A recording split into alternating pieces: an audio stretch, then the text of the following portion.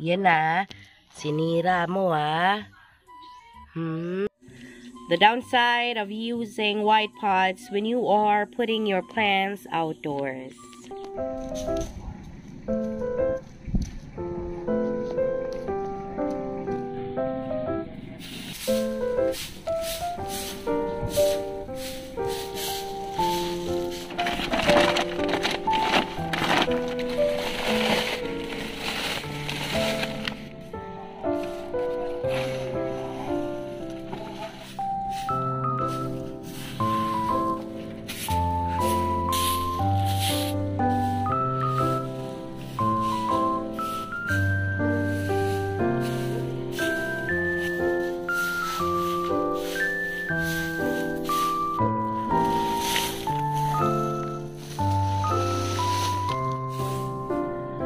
Hey guys! Welcome back to another PLANTZILLA video, and for today's vlog, we are out kasi nga naubusan kami. So no choice, kailangan naming lumabas.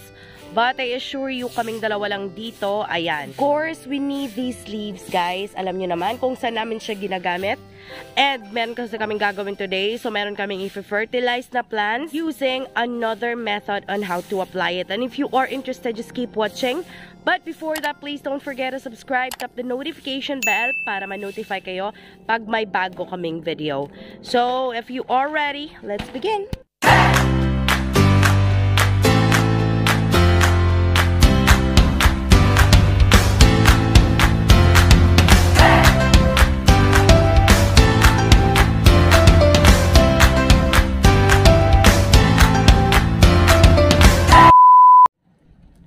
Papakita ko lang ha, nandito kami sa makeshift na church nung dumaan yung lindol ng 2013. Ngayon, hindi na yata ito ginagamit kasi pwede nang gamitin ulit yung simbahan. So, walang tao dito. Nakiusap lang kami na baka pwedeng pumasok kasi kailangan naming manguha ng mga dahon. And nagpapasalamat kami kay Kuya Guard na inalaw kami. So, ayan, kaming dalawa lang. Do not worry, guys. A few moments later. Tingnan nyo naman yung hinanda niya kanina. Nag-e-expect siya.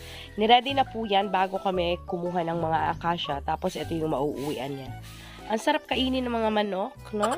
So guys, nakauwi na kami. And ito yung gagawin talaga namin today. Since we already put some fertilizer in a way na dinasolve muna namin sa water. The other way is to put them directly. So, gagawin namin yan today. And let's see kung gaano ka-effective to. Kasi nga, gagamitin namin siya sa mga aglaonemas, especially dun sa mga aglaonemas na hinihintay ko talagang magka-babies na up until now, wala pa ding naibibigay sa akin.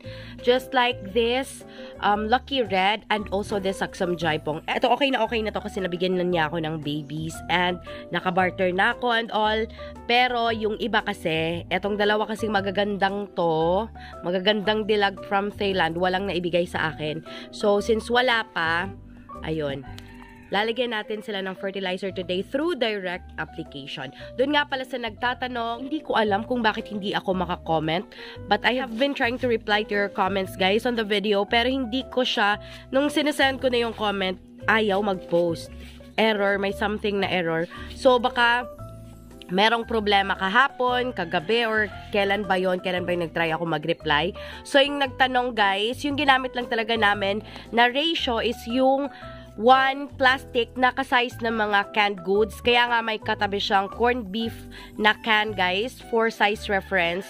Yun yung amount of fertilizer. Tapos yung amount of water naman is 16 liters. Ito yung mga paggagamitan natin. Itong 14-14 na fertilizer ngayon. 14-14 lang daw. So, meron na siyang nickname ngayon. So, 14-14-14 na fertilizer. Doon naman sa nagtanong kung pwede ba siya sa calatheas. Yes po. Madami pong calatheas na Sir Rodline, and same fertilizer is used for all of those plants na meron siya sa bahay nila. Meron ako mga aglaonemas na nandun, pero nung time na ginamit niya yung dissolved na fertilizer, so sinali niya yan.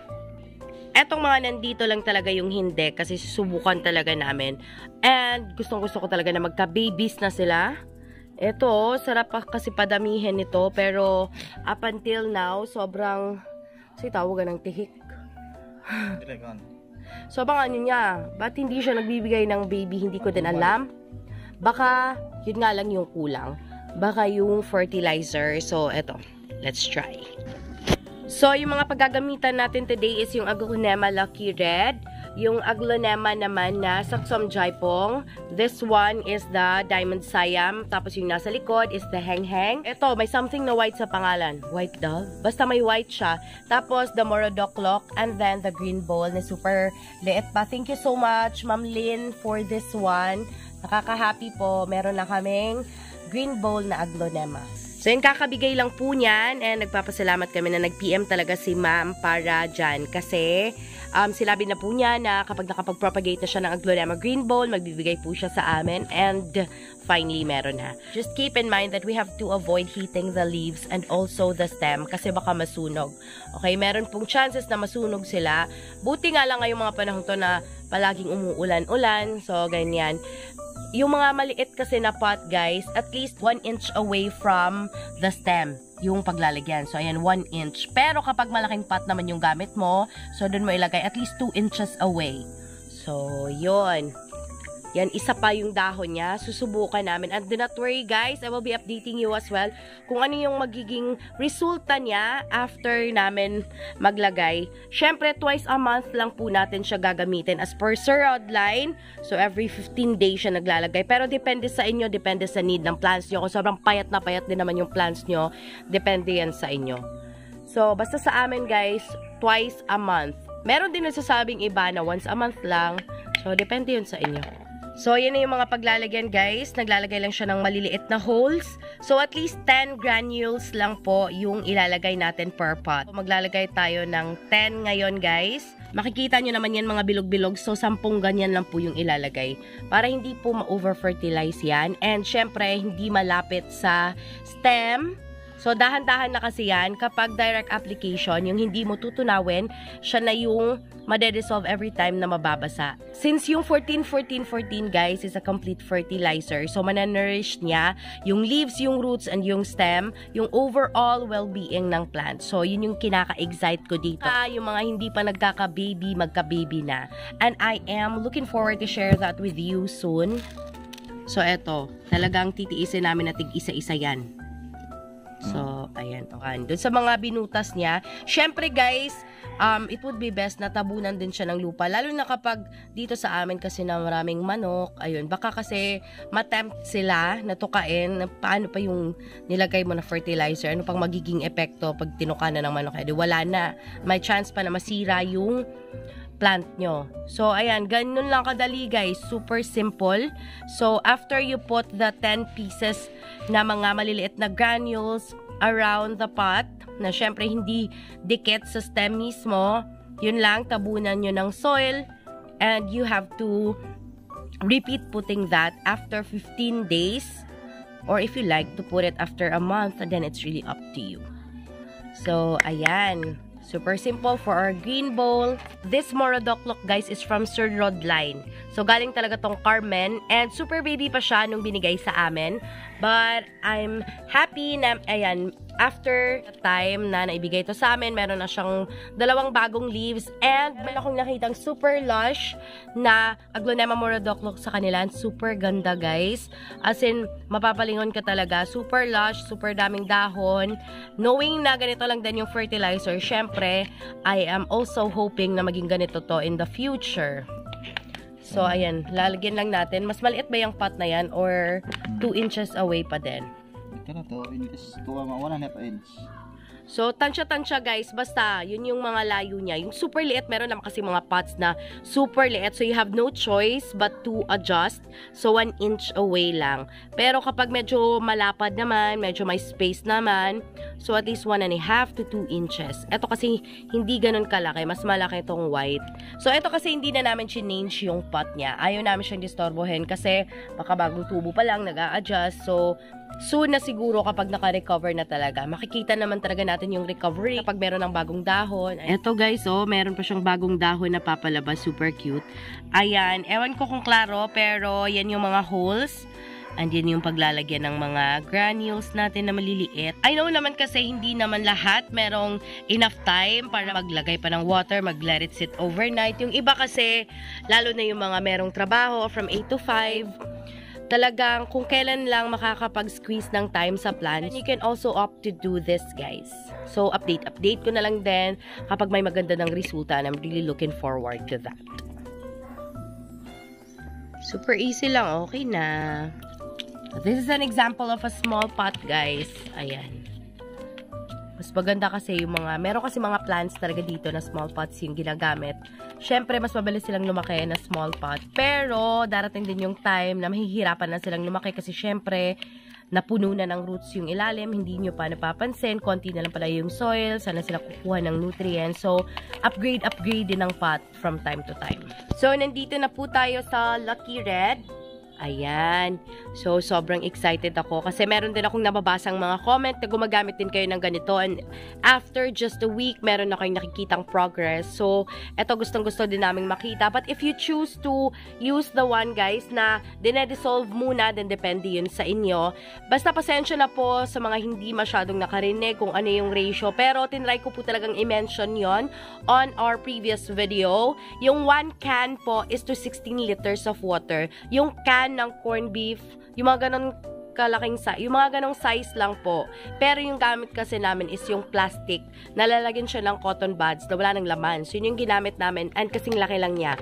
So, yun lang yung ratio niya. And ito naman, mga at least 10 granules per pot. Meron nga po pala akong i-greet. Happy birthday! Today is September 18, so happy birthday to Cyril and Aga Carulia. Happy birthday po! Thank you so much for watching. Maraming salamat. Shoutout po sa inyo, Cyril and Aga Carulia. So, hindi ko alam kung nangyayari dito sa kanya. Malaki na yung dahon niya.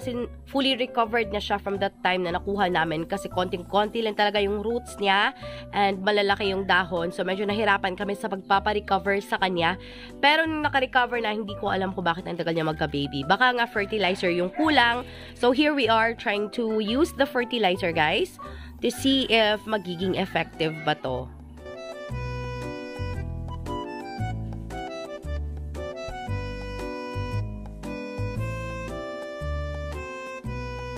We have nothing against what fertilizer you are using, guys. May it be synthetic or those organic fertilizers that we love. Mahal man siya, umumurahin lang. Depende yun sa inyo. Whatever works best for your plants. And for you as well, go on. As long as makukuha natin yung desired result para sa mga plants natin. So, this one tapos na. So, syempre, ina-expect nyo, white yung pot niya. Madumi talaga yan kasi palaging umuulan lately, guys. So, mga nagtatanong kung pwede ba siyang gamitin any time of the day, wala naman pong na-mention na bawal siyang gamitin sa kung anong oras. So, depende yan sa inyo kung saan kayo mas convenient. Baka naman kasi busy kayo in the morning, so you'll just do it at night, or busy kayo at the middle of the day. So, depende lang talaga kung kailan kayo available sa garden nyo. So, eto naman, guys, sobrang nakakatuwa kasi eto pa yung pinaka-generous talaga magbigay ng shoots. Eto na naman siya. Nakakuha na kami ng madaming shoots sa kanya. Pero eto, meron na naman palang mga babies na bago. Wow. Sobrang generous naman. So yun, guys, kasi may mga shoot siya. Yung ilalagay natin is medyo malayo talaga sa shoot para hindi maapektuhan yung shoot niya. Naalala ko kasi dati, kapag naglalagay kami sa mga mais, syempre dati ito yung mga ginagamit namin sa mais, guys. Sa amin kasi, naglalagay muna ng butas. I do not know for those of you who are living in a province as well and you have tried planting corn. Sa amin kasi, binubutasan, butas ba yun yung lupa? Tapos naglalagay ng madaming ganyan. Tapos pag umulan ng malakas, saka na kami maglalagay ng mga corn kernels ba yung tawag doon? Basta sa amo kay binhi. Sobrang dami nang nilalagay naming ganyan doon. Pero hinihintay naming umulan para ma-dissolve and mapunta talaga lahat doon sa soil. So yun yung process dati sa mga mais, guys. So hindi naman to mais, kaya it requires a different process siguro. Main reason kung bakit kami gumagamit niyan is yung nakita namin kina Sir Rodline na super effective, and I do hope it will have the same effect on our plants, on our garden, kasi sobrang nakakatuwa, sobrang healthy, sobrang tataba. Nakita nyo naman on our previous videos. So ito, guys, sobrang lapit na nating matapos. Ito, at least 2 na lang. Itong isa na to na hindi magka-baby na super tagal ko nang naghihintay. Tapos yung hang-hang from my sister.